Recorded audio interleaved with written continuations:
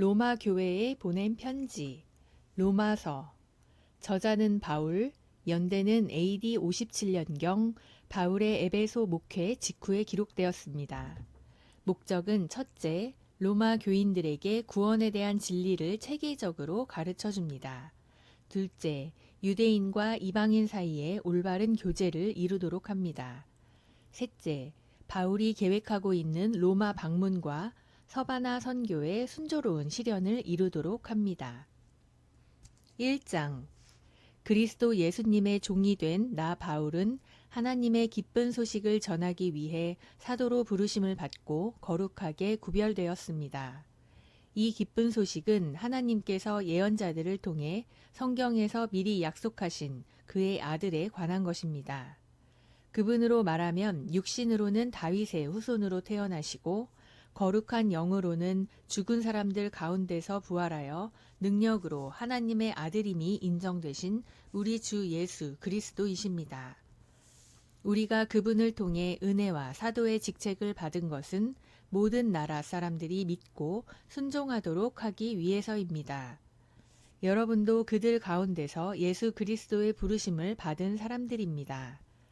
하나님의 사랑을 받아 성도가 된 로마의 모든 사람에게 하나님 우리 아버지와 주 예수 그리스도의 은혜와 평안이 함께 하기를 바랍니다. 나는 무엇보다도 여러분의 믿음이 온 세상에 널리 알려지고 있기 때문에 예수 그리스도를 통해 내 하나님께 감사를 드립니다. 내가 그리스도에 대한 기쁜 소식을 전하며 정성껏 하나님을 섬기는 것과 또 여러분을 기억하며 쉬지 않고 기도하는 것을 하나님께서도 잘 알고 계십니다. 나는 하나님의 뜻 안에서 여러분에게 갈 수 있는 길이 열리기를 늘 기도하고 있습니다.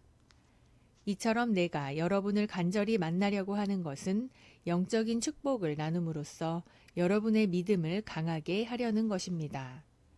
다시 말해서 여러분과 내가 서로 믿음을 통해 힘을 얻으려는 것입니다. 형제 여러분, 내가 다른 이방인들 가운데서 좋은 결실을 얻은 것처럼 여러분 가운데서도 좋은 결실을 얻으려고 여러분에게 여러 번 가고자 했다는 것을 아시기 바랍니다. 그러나 지금까지 길이 막혀 뜻을 이루지 못했습니다. 나는 문화인이건 야만인이건 지혜로운 사람이건 어리석은 사람이건 모든 사람에게 빚진 자입니다. 그래서 로마에 있는 여러분에게도 기쁜 소식을 전하게 되기를 갈망하고 있습니다. 나는 이 기쁜 소식을 조금도 부끄러워하지 않습니다. 그것은 처음에 유대인에게만 해당되었으나 이제는 이방인에게도 전파되어 모든 믿는 사람들을 구원하는 하나님의 능력이기 때문입니다. 이 기쁜 소식에는 오직 믿음으로만 하나님과 올바른 관계를 갖게 된다는 것이 나타나 있습니다. 이것은 성경에 의로운 사람은 믿음으로 살 것이다 라고 쓰인 말씀과 같습니다. 그러나 악한 행동으로 진리를 막는 모든 죄인들에게는 하나님이 하늘에서 노여워하십니다. 이것은 하나님이 자기에 대하여 알만한 것을 그들에게 나타내셔서 그것이 그들에게 분명해졌기 때문입니다.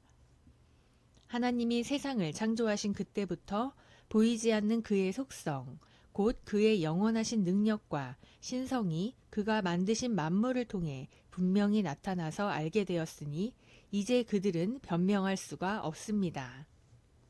그들은 하나님을 알면서도 그분을 하나님으로서 영광스럽게 하지 않고 감사하지도 않으며 그들의 생각은 쓸모없고 그들의 어리석은 마음은 어두워졌습니다.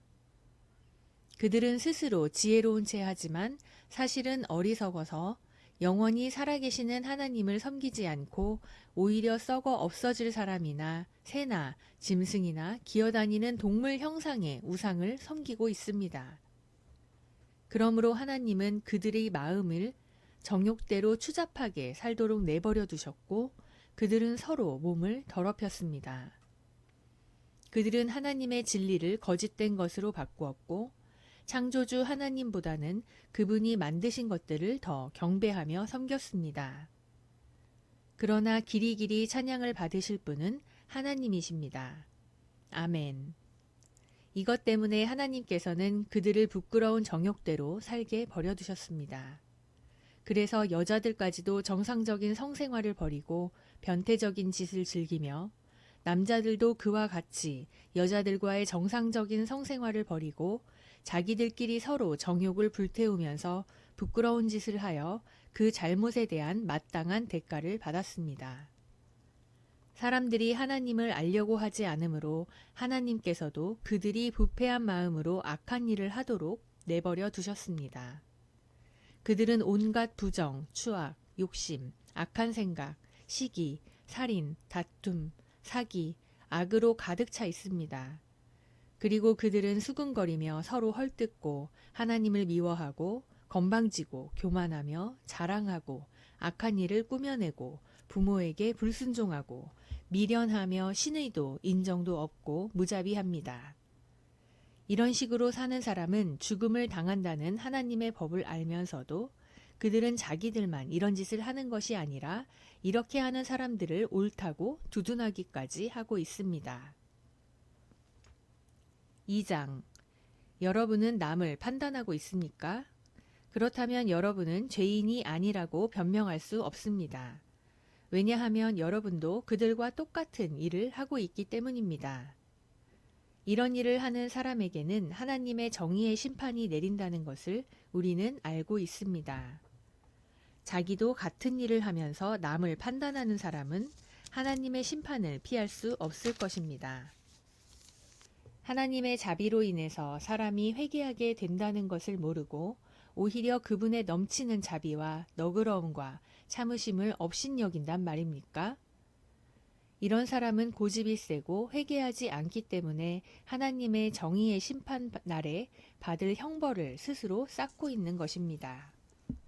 하나님은 모든 사람에게 그 행위대로 갚아주실 것입니다. 참고 꾸준히 선한 일을 하며 영광과 존귀와 썩지 않을 것을 구하는 사람에게는 하나님께서 영원한 생명으로 갚아주시고 이기적이며 진리에 순종하지 않고 불의를 따르는 사람에게는 분노와 형벌로 갚으실 것입니다.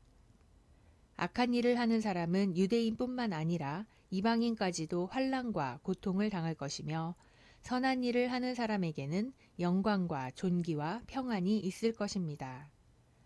이것도 유대인이나 이방인이 마찬가지입니다. 하나님은 모든 사람을 차별하지 않고 똑같이 대하시기 때문입니다. 율법 없이 죄 짓는 사람은 율법에 관계없이 망하고 율법 아래서 죄 짓는 사람은 율법으로 심판을 받을 것입니다. 하나님 앞에서 의롭다는 인정을 받을 사람은 율법을 듣기만 하는 사람이 아니라 그 율법대로 사는 사람입니다. 율법 없는 이방인들이 본능적으로 율법이 요구하는 것을 실천하면 그들에게 율법이 없어도 그들 자신이 자기에게 율법이 됩니다. 그들의 행동은 율법이 요구하는 일이 그들의 마음에 기록되어 있다는 것을 보여주며 그들의 양심도 이것이 사실임을 증거하고 있습니다. 왜냐하면 그들의 생각이 서로 고발하며 변명하기 때문입니다. 내가 전한 기쁜 소식에서 말한 것처럼 하나님께서 예수 그리스도를 통하여 사람들의 모든 비밀을 심판하실 날이 반드시 올 것입니다. 그러나 유대인 여러분은 어떻습니까? 여러분은 율법을 의지하고 하나님을 자랑하며 율법에서 교훈을 받아 하나님의 뜻을 알고 최상의 것을 가려낼 줄 압니다.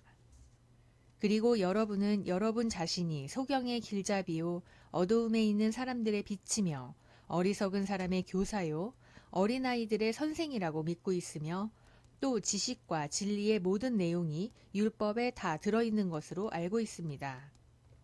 그런 여러분이 남은 가르치면서도 왜 여러분 자신은 가르치지 못합니까? 도둑질하지 말라고 하는 여러분이 도둑질하고 간음하지 말라고 하는 여러분이 간음하며 우상을 지긋지긋하게 여기는 여러분이 신전의 물건을 훔치고 율법을 자랑하는 여러분이 율법을 어겨 하나님을 욕되게 하다니 말이나 됩니까? 그것은 성경에 하나님의 이름이 너희 때문에 이방인들 가운데서 모독을 당한다고 기록된 말씀과 같습니다. 율법을 지키면 여러분의 할례가 가치가 있으나 율법을 어기면 할례를 받지 않은 것처럼 되고 맙니다. 그러므로 할례를 받지 않은 이방인이라도 율법을 잘 지키면 하나님은 그를 할례 받은 사람으로 여기시지 않겠습니까? 그래서 본래 할례를 받지 않은 사람이 율법을 지킨다면 오히려 그가 할례를 받고 율법을 잘 알면서도 그것을 어기는 여러분을 판단하게 될 것입니다. 유대인으로 태어났다고 해서 참 유대인이 아니며 육체의 할례를 받았다고 해서 참 할례가 아닙니다. 오히려 마음에 참된 변화를 받은 사람이라야 참 유대인이며 기록된 율법이 아닌 성령님에 의한 마음의 할례가 진정한 할례입니다. 이런 사람은 칭찬을 사람에게서 받는 것이 아니라 하나님께서 받습니다.